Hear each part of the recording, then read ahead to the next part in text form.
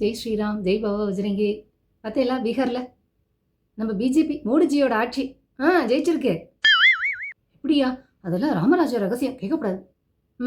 இப்போ நீங்கள் என்ன பண்ணுங்க, இம்மீடியட்டாக 6.25 கோடி வாக்காளர்களையும் ஒரு மீட்டிங்க்கு அரேஞ்ச் பண்ணுங்க.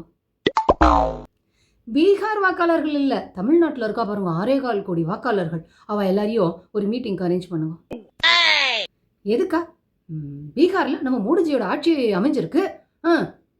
பீகாராகவே வச்சுட்டு இருந்தாதான் நம்ம மோடிஜி அகைன் ஜெயிக்க முடியும் இல்லையா? அப்படியே வச்சுருக்கணும் அப்படின்னா செலவாகாதோ? காசுக்கு என்ன பண்ணுறது? அதான் இந்த தமிழ்நாட்டில் இருக்கவெல்லாம் திரைக்கடல் ஓடியும் திரவியம் தேடுறவா. போதா குறைக்க முதலமைச்சர் மு க ஸ்டாலின் இருக்காரோ பல திட்டங்களை தமிழ்நாட்டில் கொண்டு வந்திருக்காரு.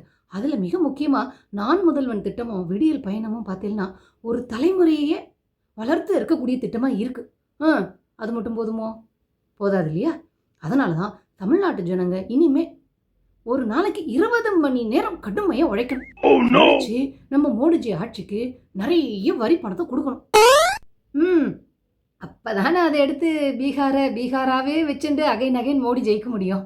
அதுக்காக தான் சொல்கிறேன். அதனால் மீட்டிங்க்கு அரேஞ்ச் பண்ணுவோம். தமிழ்நாட்டில் தாமரை மலருமான்னு கேட்குறீங்களா? மயிரத்தா மலரும்